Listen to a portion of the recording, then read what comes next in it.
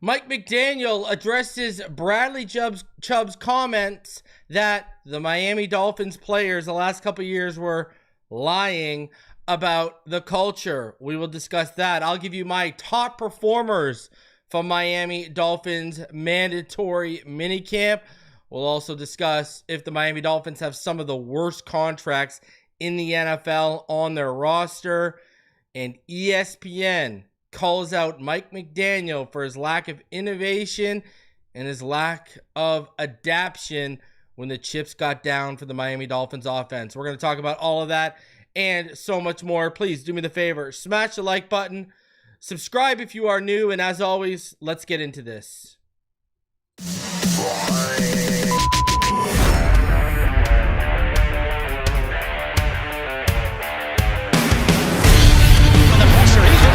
Loses the football. Touchdown! Got it! You have got to be kidding me. Jaylen Waddle has a Dolphin touchdown. And he will score! Field on the near side, man open, touchdown!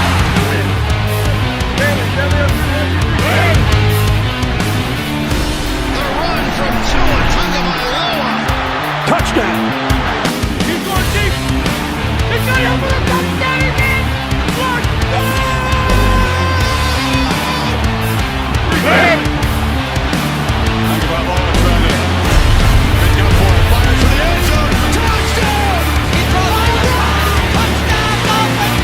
Beautiful day to be a Dolphin fan.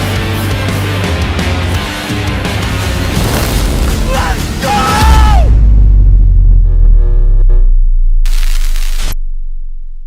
What is good, Fin Nation? What's good? It's your boy Reason. We're back here for another one as final day of minicamp, and the players, the staff, well, not really the staff, but the players are going to have a little bit of a break coming up.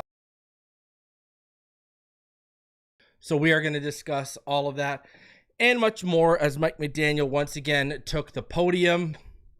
Also, Booger McFarland kind of called out Mike McDaniel, and it kind of seemed like Mike McDaniel responded in so many words to him today.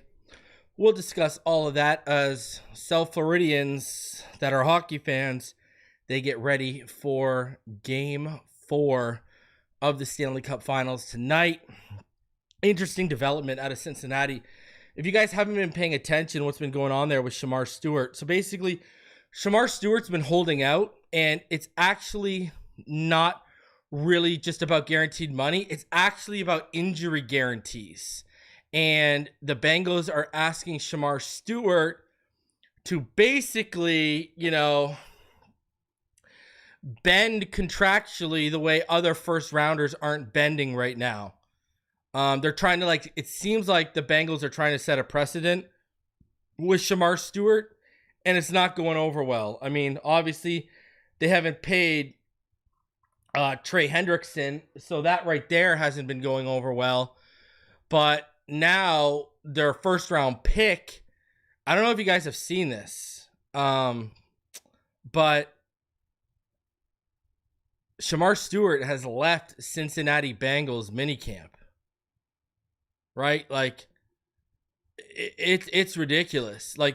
We were all shocked that they paid Jamar Chase after they paid Burrow. We were even more shocked when they paid T. Higgins. And now it seems like they're starting to cheapen up a little bit with obviously Trey Hendrickson. But now what they're trying to pull with their first round pick, and I'm not a Shemar, the tape and everything like that, I was not a Shemar Stewart guy coming out. Not a huge fan of him. So I'm not even sitting here. I got no horse in this race whatsoever from a prospect evaluation standpoint to where we're at right now. But it's kind of wild. And what's even more wild about this situation, okay, Shemar Stewart, he can opt out of his rookie contract. He would have to sit out 2025, but then he can re-enter the draft in 2026. And I don't know if you guys saw Shemar Stewart's media availability yesterday, but oh boy, he does not seem happy whatsoever. I mean, he even referenced Trey Hendrickson not being paid. That's the thing. They're setting up a theme where, yeah, okay, we we'll take care of some of our offensive guys, but if any of you defensive guys ball out, sorry. And what's worse is, like, when you listen to Trey Hendrickson and him talking about the whole situation, they basically said, hey, go, like, this is what they said last offseason, go ball out this season and we'll take care of you. So he goes out there, he balls out, and they basically, like, give him the old boop, you know what I mean? Like, so the old up yours. So, man, you know, listen, it could be worse when you think about the Miami Dolphins. I mean, we could be the Jets. Let's start in our own division for number one, right? Number two, you know, listen, they've got a franchise quarterback in Joe Burrow. They've got a legitimate franchise wide receiver in Ja'Marr Chase. They've got one of the best twos in the league in T. Higgins. And look at the Bengals are still finding a way to shoot themselves in the foot. You know, and, you know, it's not even like just injuries, you know? I don't know. It's kind of crazy. It's really interesting to see how this Bengals situation is going to play out. Chat reason, does anyone know why I don't have the option to become a channel member? It all depends. If you're on mobile, and it's going to look different than what it is on your desktop. Like on your desktop, if you go to the show, you're literally just going to have, it's going to say, it's just going to probably tell you, you know, it's going to have a join on the desktop, right? Like next to subscribe. On your mobile app though, honestly, I haven't even like looked at what it looks like on the mobile app, but I'm pretty sure it's different on the mobile app. Let me see here for a sec. I'm almost positive, 110% positive it's different on the mobile app. On the mobile app, it is, yeah, there's not going to be an option on the mobile app. It looks like you actually, I think, have to go to the homepage and join there. So, yeah, it's kind of crazy. So, and yeah, Ghost, if you're on mobile, it isn't where it's supposed to be. There you go. Miller lets you know, right? Interesting stuff, man. Interesting stuff with the Cincinnati Bengals. I don't see how this ends very well for them. Like, unless they're going to turn a corner and give in, I mean, they are playing with fire right now, are the Cincinnati Bengals. So, hey, like I said, it could always be worse. The Miami Dolphins could always be the Jets or play around. Like, see, now we got the problem is we find a way to pay everyone, but then everyone gets hurt or everyone underperforms. You know, like, so, I mean, you know, I wanted to shout out former Dolphins beat writer Daniel Ofusi. You know, he was just recognized by the Pro Football Writers of America. He does great work. I've told y'all, I believe, when in terms of, you know, film breakdowns and being able to watch film and interpret film, man, he's been, you know, he was the best we had on the beat when he was here. A friend of the show came on. So shout out to Daniel Ofusi. He deserves all the recognition in the world. He does great work. He's fantastic. Now, I don't know if you guys saw, but there might be a safety hitting the free agent market very, very soon.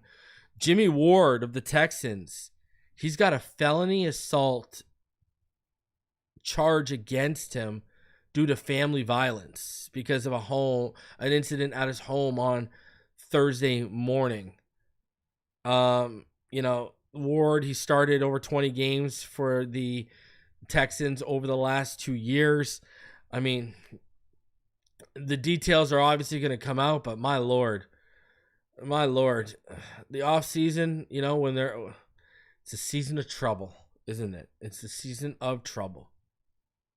So, yeah, nothing like waking up to another domestic from an NFL player, you know?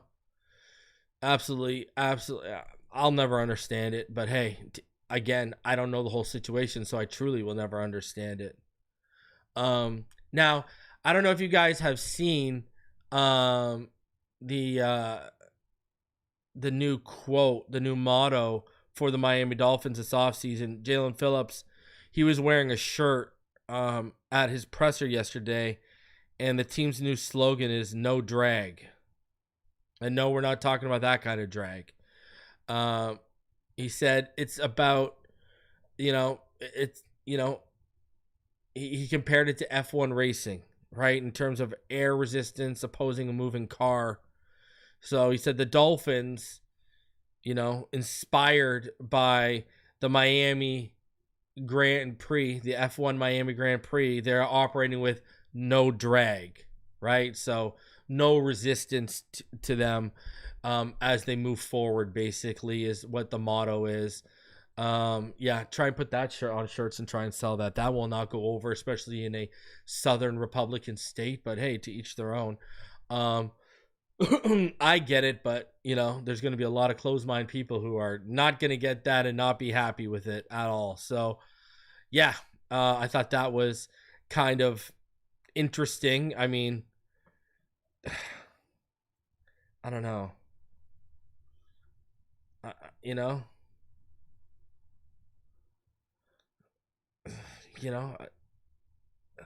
don't know. It's kind of crazy.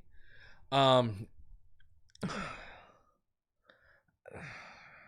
mean, a lot of these slogans we've had, like stronger together and all this kind of stuff, none of it is like turned into anything. So cool. I mean, I guess it's just another talking point, right?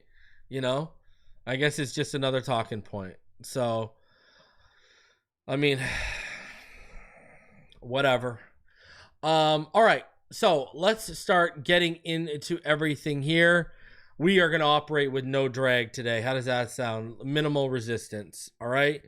Another thing too, I saw the spot throwing narrative was popping up on the timeline yesterday. Listen, I had one of the best in the biz, JT O'Sullivan from the quarterback school on, and like he said, like I'll tell you, every throw is a spot throw. There's not a whole lot of, I see it late, fastball, it's in there. That's not how it works. You can get away with that in high school. Some can get away with it in college, but the windows close way too fast, and the athletes are way too talented in the NFL, and like JT O'Sullivan also said, Tua makes all the throws you need to be successful. So that whole spot and throwing narrative, you can go back, search Phinsde The NFL quarterback school, and you'll see my interview with JT O'Sullivan where we basically deaded that whole idiotic narrative in the way it's being spun. So, all right, let's get into today and let's start recapping day 3 of mandatory minicamp. Practice-wise, the Miami Dolphins, they didn't do much today. It was a simple walkthrough. All right. But before we get into that, let's get into what ESPN had said yesterday, and then we'll get into Mike McDaniel's presser today, where he kind of responded in so many words to what was said. So let's start off with what Booger McFarland said on ESPN regarding Mike McDaniel. I remember when this offense first started, it was pace and space, and it was the ball getting out of Tua's hands really quick. It was Mike McDaniel. It was his zone running blocking scheme, and it was Waddle, and it was Tyreek Hill. This offense is not the same, and we can blame Tua and his availability or lack thereof. We can blame the offensive line, but I'm going to start at the top with Mike McDaniel because we gave him a lot of the credit when this offense hit the scene. Boy, genius. He came out, and he was new, and he was innovative. Well, now that the league is starting to catch up to you, Coach McDaniel, what exactly are you going to do? Because this offense hasn't been the same. I think they got to become more physical. They need a bigger back in the backfield. Nothing against H-Hand, but I need some horsepower coming out of the backfield. And then, when all is said and done, can Tua Tagovailoa stay healthy, and can they get the football to Waddle and to Tyreek Hill and to the weapons on the offense? But make no mistake, it's not just Tua. Mike McDaniel has to become more innovative as a play caller and as a head coach. So I want to know in the chat right now, and if you're watching after the fact, I want to know in the comments below, do you agree with what Booger McFarland basically said? Basically what he's doing is he's implying that Mike McDaniel didn't do a good enough job of innovating and adapting to what defenses have started to throw him, right? We've seen the too high shell, you know what I mean, start to take away the boundary shots. And now I think there's a lot of factors into this, okay? But follow me, because you can still pin some of this back on Mike McDaniel. So obviously Tua getting hurt is the biggest factor we'll talk about. Now, yes, you are losing the number one quarterback in your room, but also one of the most efficient pocket passers in the NFL who can operate this offense with his eyes closed, it seems, all right? But you invested, and this is what comes back to McDaniel, you invested how many years in Skylar Thompson? You know, like, you didn't move off him, you invested in him. You brought in Huntley, you brought in Mike White. I mean, you've gone through backup quarterbacks more than, you know, pairs of underwear you change in a week. And you haven't done a good enough job preparing them, acclimating them, you know, evaluating which guys are best suited for what you want to run so they fit right away. You haven't done a good job of that. And we're seeing history play out again with Zach Wilson. This offense does not play to Zach Wilson's strengths. Now, on the flip side, this offense does play to the strengths of a guy like Quinn Ewers, who I've said since we drafted him and before we drafted him. And that's exactly what Mike McDaniel said yesterday at his presser. So, you know, like with the quarterback situation, yeah, the health, but a lot of the options behind Tua, etc., how they've been developed, how they've been prepared, it all comes, how they've been selected, who's been selected, and their fit. It all comes back down to Mike McDaniel, Darrell Bevell, and Frank Smith. So that's number one. All right. Now, obviously, we saw a little bit. They started utilizing Jonnu Smith last year, right? And really, if you go to the end of 2023, I was screaming at the top of my lungs, go get a yak receiver, because, when they take away the boundary shots, the seams are going to open. And that's how you can start making, keeping people honest. Problem was, they started utilizing the seam. They started exposing the seam. They started using a guy like Jonnu in screens and such, quick passes to mitigate the pass rush and get him going downfield. That's all gravy. But you didn't build off of that with your boundary receivers. That's just the fact of the matter. Now, another factor here, and again, I'm going to lay out the context, but then it's going to squarely fall back on Butch Barry and Mike McDaniel, etc. The offensive line, playing off of what I just said. You're having to run so many screens. You're having to run so many quick passes to get the ball out, right? To mitigate that pass rush. And what is that doing? That is not allowing you to properly use those boundary guys. So now the offensive line plays into him not being able to utilize it. And again, I go back to who signed off on Robert Jones being a competent replacement when you knew Isaiah Wynn had a setback last offseason. Liam Eichenberg, who signed off, who suggested, who said, yeah, we'll make it work, on him being a suitable enough replacement for the outgoing Robert Hunt. Again, this comes back to Mike McDaniel and his staff.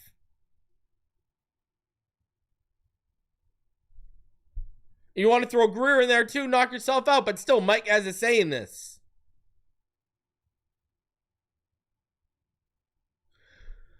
So, look at what I've gone to. The quarterback room, yeah, the health is one thing, but Tua, but all the time you invested in Skylar, all the different backup quarterbacks you've gone in, you haven't prepared one of them or made them look competent. The only time one did was was Huntley, Tyler Huntley, when he was against the worst quarterback in the NFL and Dorian Thompson-Robinson in a reeling Browns team. Okay? You started utilizing the seam to kind of answer for the boundary being taken away, but you didn't build off of that by adapting with the boundary once you got the seam going with Jonnu. And one of the reasons why you couldn't do that goes back to how you've treated the offensive line. So it's all tied in. It's all one thing's woven into the other here. And Mike McDaniel's hands are across a lot of them. Now, to Booger's point, he said he wanted to see a more physical team. We can sit here and say they got that with the drafting of Jonah Savaianaya and adding James Daniels to that interior. But we could still sit here and say the depth is very questionable. It's not ideal. So, obviously, they saw what worked and what didn't work last year, and they're trying to make an adjustment with it. I mean, even with the running back room, why do you think they added Ollie Gordon? He's more of a north-south runner. He's not more east-west, because they realized, man, we got to get some, we got to get some gap and inside, some power gap and some inside zone sprinkled in here. So, at least he's showing some self-awareness, but every point Booger made, I kind of agree with. And then when you look deeper into the factors, they're not wrong in calling Mike McDaniel out for that. They really aren't. I mean, here's the fact of the matter. We haven't seen him adapt to his, time management flaws, at all. We haven't seen him adapt or innovate inside the red zone at all. And, I hate to be that guy. I really do. But with Mike McDaniel, if we don't see these changes and we don't see them fast, it's not going to end well. And, I really hope the self-awareness he's trying to show isn't too little too late. So we'll find out. But Mike McDaniel, today he went in front of the podium. He said a few things. We're going to talk about them.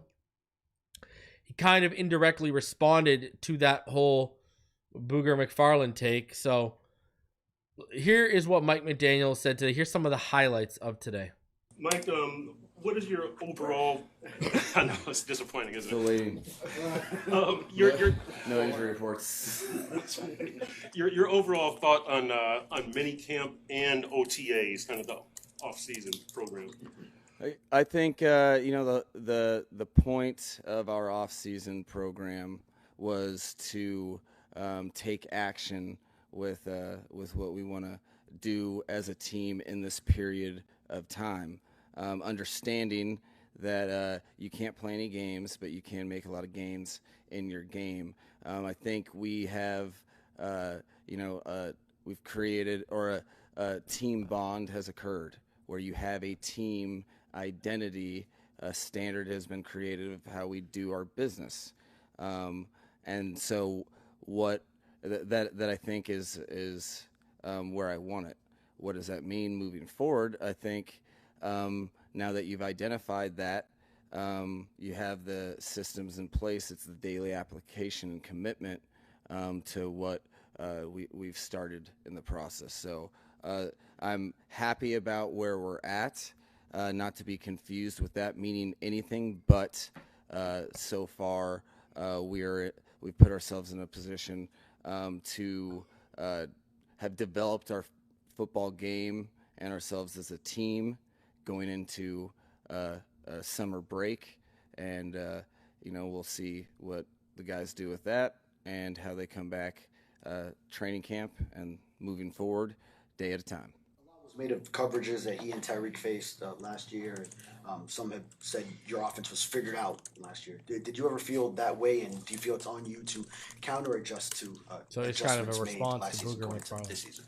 I think one of the things that was very clear is that defenses had spent their time figuring out how to make us perform in all facets. So to be two-dimensional in any way, shape, or form, regardless of how adept we were at doing any sort of pass game. I think that they've showed us that we will have to earn our way out of that, and you can, easily as a group. As you know, if you're trying to do it just with passing, it's going to be difficult, close to impossible. It's got to be a totality, and I think really it speaks to what we preach every day in terms of balance and run affecting pass and vice versa. The point was kind of proven last year, so it's up to us to really lean into our overall philosophical beliefs anyway. Obviously very important in that regard. What about the presence of a pass catching tight end? How much Good question by Feronas. Pressure off. Talking about I think John it's kind of, right? you're to have a threat of any sort at all 5 eligibles. I think you have to make defenses pay if they're going to ignore one of those or overplay and leaving people light in another degree. I think there's a lot of, I don't really approach it as X, Y, or Z. You need to have pass game threats, and those can come in form of halfback, tight end, third receiver. It helps, but by and large, you just need productivity from all 5 eligibles in one way, shape, or form. And you can be a blocking tight end that is very adept at breaking tackles and get a lot of production that pass catching, as you'd frame it, tight ends do. But you're not stretching the field, so how do you adjust with that? You need to threaten people in multiple ways, and if you don't, they will make you pay in one way, shape, or form. Yesterday, Bradley Chubb said that he thought the team was lying when they said that they were committed to culture change last year. He said they stuck a toe in the water, but they didn't dive in. That's just one man's opinion. We haven't asked any other players, so it's not necessarily the truth. But I'm wondering what you think about that and if you ever sensed that last year. Perkins asks better questions than articles he writes. Told me that, on the front end when they're lying. Beyond that, 2024, unless I'm using it directly for a analogy, I'm much more concerned with 2025. So I think you do a lot more for the organization if you spend your time thinking forward in terms of how, not this, that, or the other, or whose fault it was. No, we want it like this, and let's do it like this, and this is who we are. And, I don't even what year did you speak of? 25. What? Oh, I guess I'll read about that in the history books. So, you could tell, first of all, with the Chubb lying thing, Mike McDaniel was kind of thrown back because he obviously didn't hear about it. And, I mean, how do they expect him to answer that? It's going to make him look bad if he agrees with Bradley Chubb. But one thing I've been wanting to talk to, when you've heard players talking about the culture, I've noticed they've been kind of taking pot shots at guys who aren't here anymore. And I'm guessing mainly directed towards Jaylen Ramsey in terms of like how they basically made it feel like you've heard them talk about they've implied, some of them have implied they've had the wrong leadership. They've had guys, right? They've talked about guys just showing up because they want to get paid and stuff like that. And, guys can't be leaders on this team because they're the highest paid on the team and stuff. I don't know if I think Bradley Chubb said that, and that might have been a slight at Tyreek too, but you can tell, I think where this is coming from is Bradley Chubb and such. I think this is coming from they didn't like the leadership last year. Right? That's where I think they're coming from in terms of they were, players were just saying this because of the, under the leadership last year. I'm talking about the player leadership in the locker room. I think that's been a point of emphasis is get them out of here or whatever, because something else he talked about in that presser, I didn't play the clip of it, but he talked about how when he said when he was asked about comparing this point of wrapping up mini camp compared to what it was last year, and he even brought up the water thing. If you go back to what he said in the original statement and why I played it, right? When his overall thoughts on my minicamp and OTAs and how the offseason program says, he said, I think a team bond has occurred where you have a team identity, a standard that has been created of how we do our business. That is where I want it. So I think he's talking about a few things there. I think, hey, if you're not going to buy in, you're out of here, Jaylen Ramsey. I said that I was holding Tyreek to what he said about, he didn't care about how many yards, he just wanted a playoff win. Well, Mike McDaniel, I am holding you to what you said. All right? He says that he thought a team bond has occurred. That's fine and dandy. But he basically said that we now have a team identity. Now, I talked about this just recently on this channel, right? One of the things I said was, this team hasn't had an identity since Marino left. We thought we were finding a little bit of an identity in 2023. And because of McDaniel's lack of adaptation as well as injuries, that identity was kind of snuffed out. And we've now been left to second question whether that identity can even work in the NFL, i.e. speed-based, building from the outside in offensively. I mean, they've started to change the identity on the defense 110%. We've transitioned from a team that was built from the back to the front to now you see the way we're building it from the front to the back under Weaver. So yeah, they're creating a different identity on the defensive side, but I'm going to hold you to that, Mike McDaniel. You said that this team has bonded and they now have an identity. They found an identity. And you can't win in the NFL unless you know what your identity is, what your team's strengths and weaknesses are, how to hide the weaknesses, but prop up the strengths.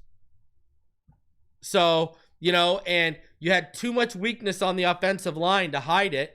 Right? It impacted the running game. People just want to talk about two in the offensive line. And I talk about this all the time. No, don't just talk about two in the offensive line.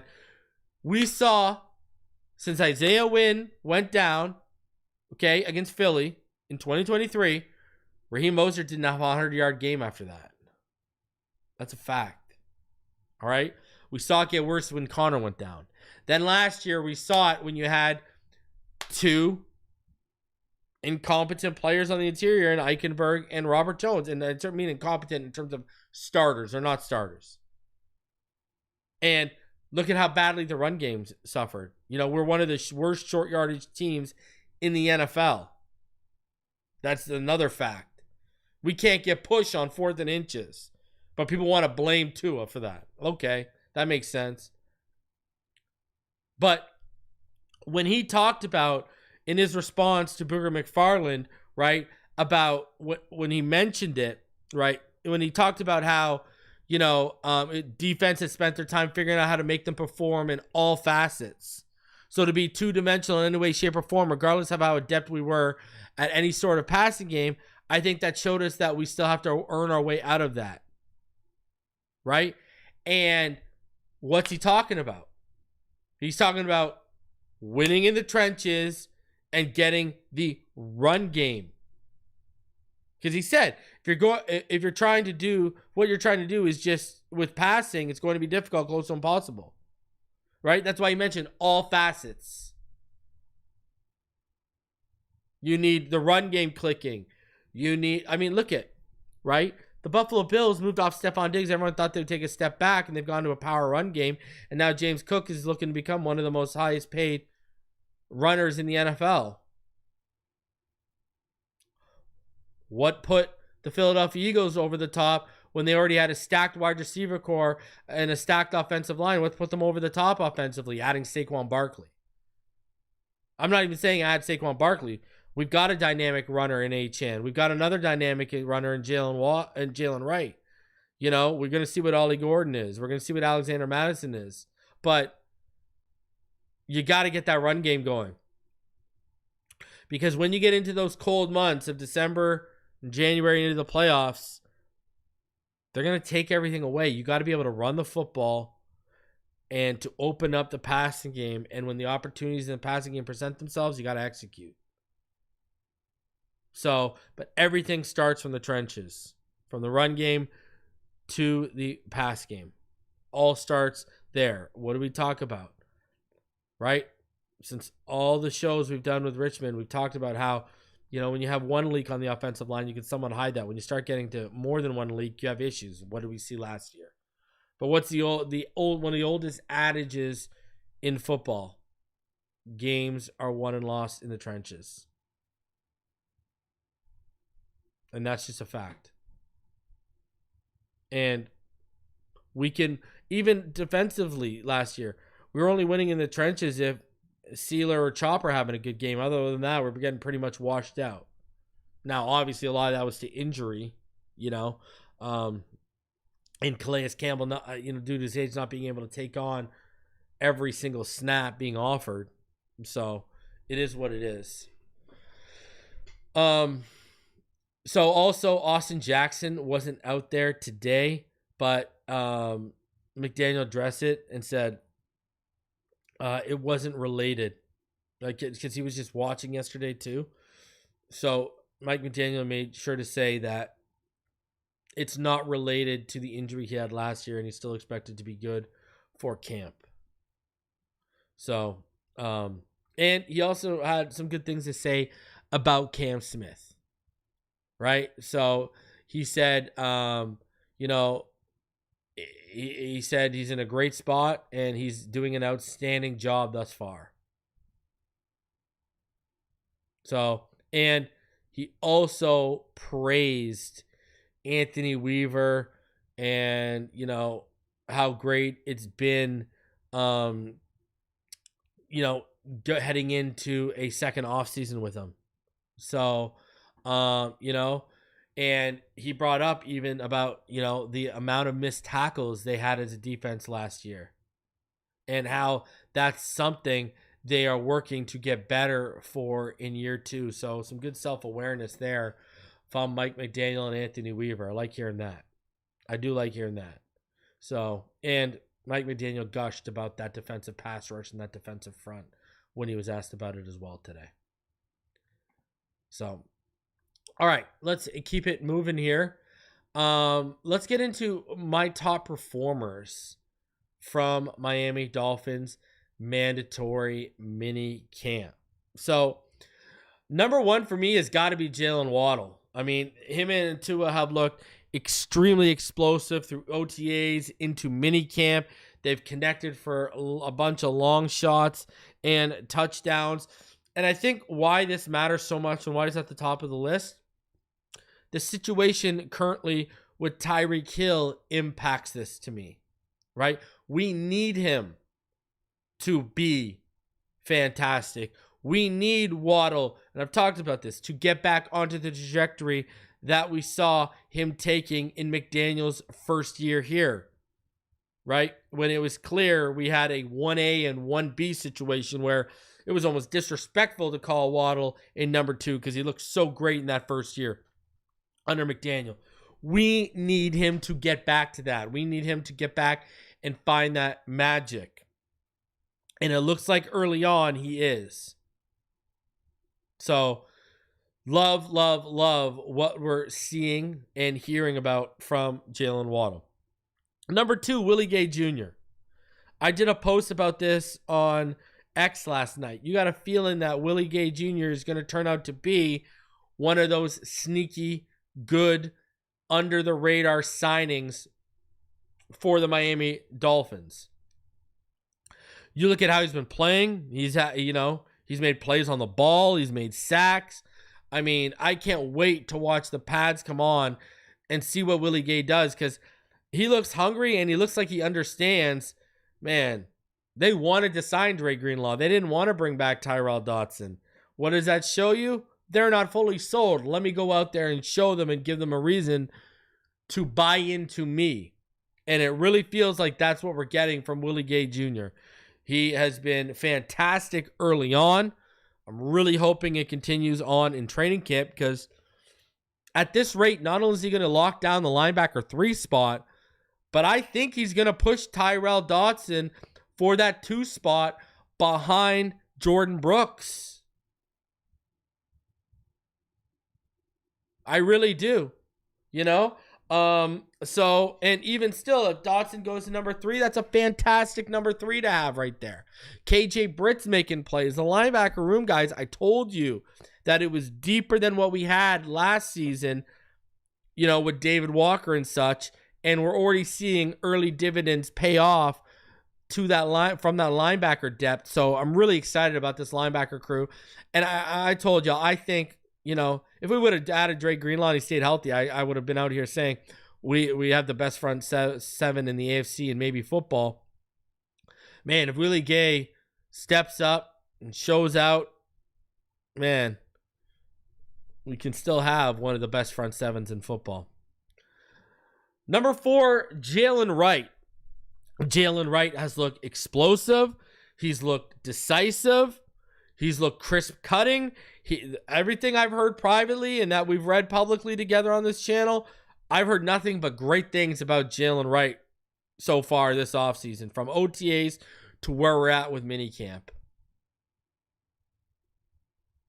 You know, and I told you this, and I was made privy to some information that McDaniel sat down Wright and sat down Achane and said, you guys are gonna be the best running back duo in the NFL. And I'm telling you right now, Jaylen Wright took that to heart, and Jaylen Wright has been busting his ass off this offseason. I think we're seeing a big year incoming from Jaylen Wright. And that's another reason, you know, man. Like, Zach Wilson, why did you take 0, bro? That's Jaylen Wright's number. That's called, like, what are we doing here? That 0 should be on Jaylen Wright, man. Because I got to feel like Zach Wilson's going to be gone after this year, and Jaylen's just going to go get 0 anyways. But, you know, I know people were kind of being a little disrespectful and forgetful about Jaylen Wright prior to the draft for their Cam Scatabo agendas or whatever the case was. Man, don't sleep on this kid, man. He has got some power to his game, man. And he's a more explosive runner than an Ollie Gordon or an Alexander Madison.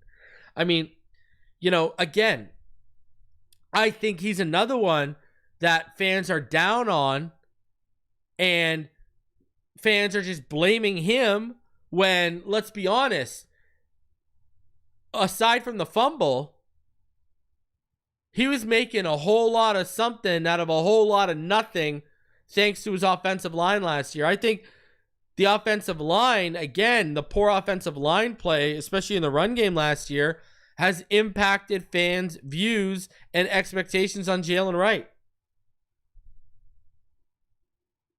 So, you know, I'm telling you, wake up. Stop sleeping on this kid. If you've been watching this channel, I don't want to hear anyone surprised when this kid pops off this year. Number 4, Ifeatu Melifonwu. He's made plays on the football. He's been active around the line of scrimmage and taking depth. I mean, he's been fantastic. You know, and we knew the talent was there. It was just, are you going to stay healthy? Are you going to stay healthy? And he's healthy right now. He's making plays. From what I understand, he looks like the best safety in that room far and away. So, Ifeatu Melifonwu, if this guy can stay healthy, we could be in the middle of a career, not only rejuvenation and resurgence, but I can see a world where a lot of fans are clamoring for him to get a deal after this season, you know, some money and locked in. So, Ifeatu Melifonwu, especially with, you know, the question marks in the safety room and in the secondary in general, having someone like that step up the way he has so far, man, let's hope he can carry that over into training camp, because we're going to need a leader in that secondary with Ramsey on the way out. And then lastly here, I got to give shout out to Dante Trader. You know, what do you have? Back-to-back days with a pick, right? Making Zach Wilson's life a living hell. You know, again, I've heard he looks really good privately, not just stuff we've read. but people I've talked to that are in and around there, around my mandatory minicamp, have had pretty great reviews about Dante Trader early on. And this kid also offering you some special teams upside. Yeah, I've talked about this. At worst, he's going to be Sierra Neal's replacement. At worst. So, I could see a world where Ifeatu Melifonwu, Dante Trader, Patrick McMorris, and Ashton Davis, if he stays healthy, if those guys stay healthy, I could see a world where we're a little at ease with that safety room and the focus really becomes on the cornerback room. So, and again, like Melifonwu, Dante Trader, he's looked strong up against the line of scrimmage. When he has to take depth in the coverage. I've just heard Dante Trader's looked really good. So, those are my top performers so far from Miami Dolphins Mandatory Minicamp. And obviously no surprise, mainly defense, because defense at this stage is usually ahead of the offense, even when we get into training camp. Right? So, yeah. Now, let's keep it rolling here. Dan Graziano, he put out an article, and the basis of this article was quarterback questions for 32 NFL teams, and we're kind of going to go somewhere with this, all right? So here is what he put out. He said, you got quarterbacks, we've got questions.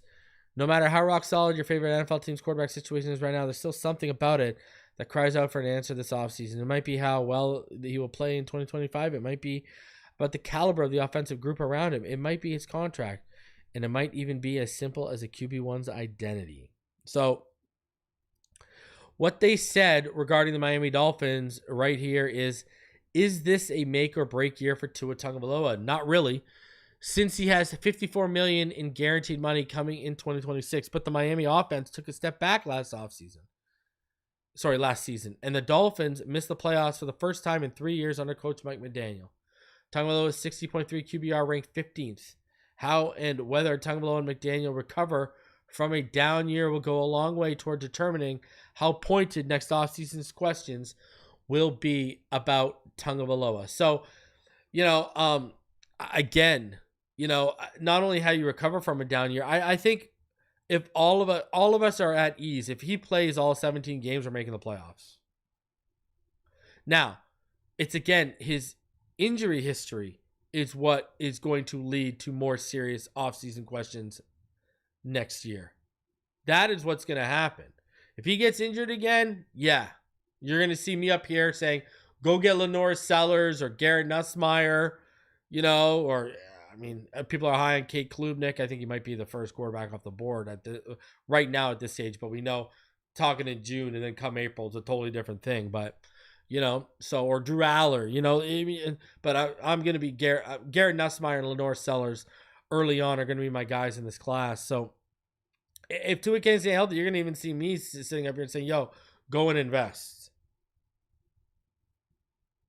But, is this a make or break year for Tua? Actually, it is. And it's more so his health.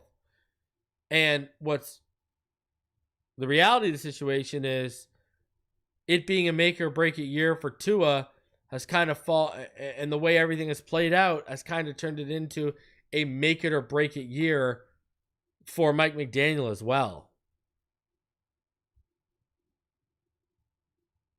So, we'll see. Now, this was really interesting. I want to get your guys' thoughts on this and if you agree with it. Bleacher Report put out an article, all right? And it's ranking the 10 worst contracts in the NFL ahead of the 2025 season. Okay? And guess what? 2 Dolphins made this list. So, This is their 10 worst contracts in the NFL ahead of the 2025 season. At honorable mentions, they had Kirk Cousins, Robert Hunt. All right.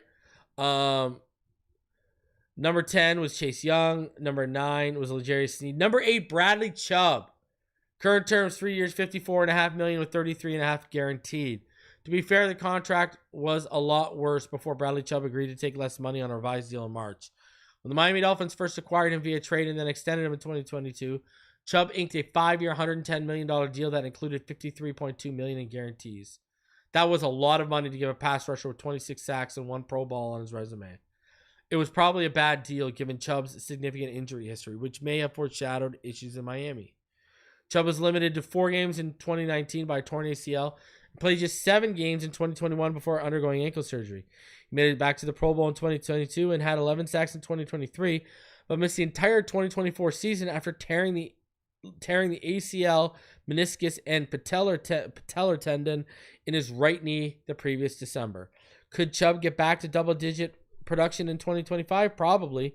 And his revised deal gives Miami some added flexibility. However, Dolphins have still guaranteed $33.5 million over the next 3 years to a soon-to-be 29-year-old and second-tier pass rusher who has struggled to stay on the field.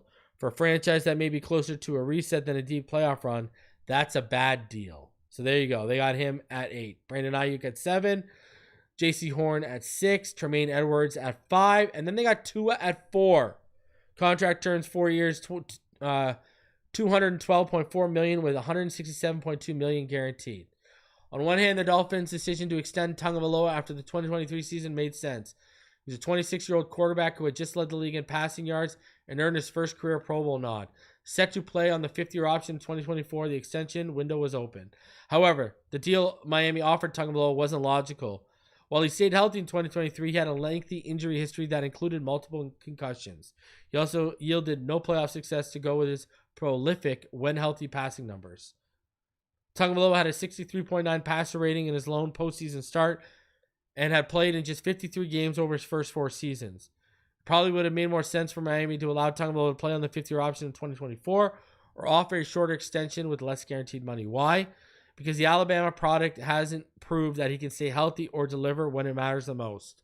Perhaps unsurprisingly, he missed more time in 2024 with another concussion and a hip injury. Tagovailoa is one of the league's most accurate and efficient passers when at his best, but he hasn't made Miami a title contender or managed to consistently avoid injuries. He's simply too much of a risk to be worth a deal that includes more than $167 million guaranteed and makes him the 6th highest player in NFL history. So, and then they have Dan Moore Jr. at Tennessee as number 3, Dak Prescott at number 2, Deshaun Watson, no surprise, at number 1. So, down below, let me know, do you think Bradley Chubb and Tua Tagovailoa have 2 of the top 10 worst contracts in the NFL right now? I mean, hindsight is everything. You know, like if Tua would have stayed healthy and again led the league in passing or, passer rating, completion percentage, even without a playoff win, they would have said, hey, it's, you'd said they used the word prolific as a passer when it came to Tua in that article. So, hindsight is everything. Yes, it looks like a bad move right now. 110%. It looks like a bad move right now. But look at Dak. The guy stayed healthy, and his contract's number 2 on that list. So I think if Tua would have stayed healthy last year, I don't even know if he'd be on this list. Even if we would have had another first-round exit, I don't think he'd be on this list. But the injuries, man. And then Bradley Chubb, same thing, the injuries. So, things out of our control, out of the Dolphins' control, is what has led to that.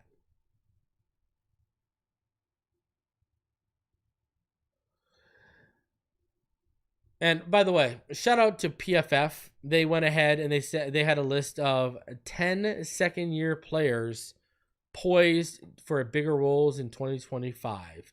On this list, they had Patrick Paul. Said the Dolphins selected Paul in the 2nd round in the 2024 draft, a move that had 2025 and beyond in the thought process as Terron Armstead's replacement. Armstead recently announced his retirement, but was excellent in his final season, finishing the year as a top 5 tackle with an 89.4 PFF grade and playing his most snaps since 2020. Paul appeared in 10 games, 3 of which he logged 2 snaps or fewer in, but struggled in his first season, finishing the year with a 44.9 PFF overall grade. Paul's defense, he was tasked with coming off the bench to block Myles Garrett in Week 17, played out of position in Week 18 at right tackle against the Jets to close out the season. 2 games that accounted for more than 30% of his total snaps for the season. The pressure will be on Paul to solidify the left tackle position in 2025 as a clear starter coming into camp. It's not realistic to expect the second-year pro to have the same kind of season Armstead is coming off, but he must develop into a reliable tackle for the team to have any chance of making the playoffs. And then Kingsley Samatea, Jalix Hunt, Ricky Pearsall made the list. So does Christian Mahogany. Jaylen Wright was listed right here. The Dolphins traded up to draft Wright in the 4th round in the 2024 NFL draft. He didn't get much playing time as a rookie in a crowded backfield behind Devon Achane and Raheem Mostert, seeing just 171 snaps over 15 games. Wright was productive in his limited action, ranking him on the top 20 qualifying running backs in yards after contact per attempt, 3.25, and missed tackles forced per attempt at 0.24. He also earned a 87.9 PFF grade overall in Week 5 against New England, his only game with 10-plus rushing attempts all season. Wright's outlook for 2025 is promising, with Mostert now a member of the Raiders, and the Dolphins likely looking to scale back Achane's workload the year after a 203-carry season. Achane also sees a lot of work as receiver as he led running backs in receptions, receiving yards, and touchdowns in 2024, and that could scale up in 2025. Now, I do agree with that. I think Achane, you're going to see more usage as a receiver. It's been pointed out he's gotten better as a route runner this offseason heading into this. So I think he is going to have a big season. But Jaylen Wright, man, you look at those contact after attempt numbers and the missed tackles forced numbers, and they even mentioned the New England game, which is something I harped on. Like, he was super explosive and great in that game, and then they kind of just started reeling him back in. And then the fumble happened, and they basically, now what I was told was the reason they started reeling him in was because they expected better from him as a blocker, and they weren't getting it. It actually wasn't about his running performance or even the fumble. From what I understand, it was more so about his blocking. Because you go put on the Tennessee tape, the college tape, and he was a great blocker. When we took him, we all pretty much agreed he's going to be the best blocker in that running back room. And they didn't, they weren't happy with the results they got. Now, with Patrick Paul, 110%. Myles Garrett, that's a tough task. All right. Just like, remember, to his first start, he went up against that amazing LA Rams defense. And another great point, Patrick Paul played out of position in Week 18 against the Jets. But, I've said this, because they talked about, it's not realistic to expect him to have some kind of the same kind of season that Armstead did, and I agree with that 110%. 110%. All I've said that I want from Patrick Paul is competent. Just give me competent play, and we are good. Now, the word on the street is that Jonah Savaianai has been taking the majority of his reps at left guard. That's going to be interesting to see, 2 young cats on the left side next to each other. Now in the same breath, they might not want to move James Daniels out of the position he's most comfortable in, especially coming off an Achilles injury. So that could be the reasoning. I think this is something, people with access should be asking when we know where these guys are playing positionally. You know what I mean? Why? Because left guard was the only, Savaianai at Arizona played right tackle, left tackle, and right guard. Left guard's the only one he actually wasn't seasoned at. So it's going to be interesting to see how that offensive line plays out structurally. Because personally, what I'd be doing is Paul. If James Daniels is good and looks like the guy he did before the Achilles injury, I'd have my left guard next to Paul. And then I'd have Brewer. And then I'd have Savaiinaia. And then I would have Jackson next to that. But right now, it seems like the idea is Savaiinaia at left guard. So we'll see how it all works out. Guys, smash that like button. Subscribe if you are new. I am going to be live probably this weekend as well. The plan right now is for another starting lineup episode tomorrow night on Douglas Durong's channel, so be on the lookout for that.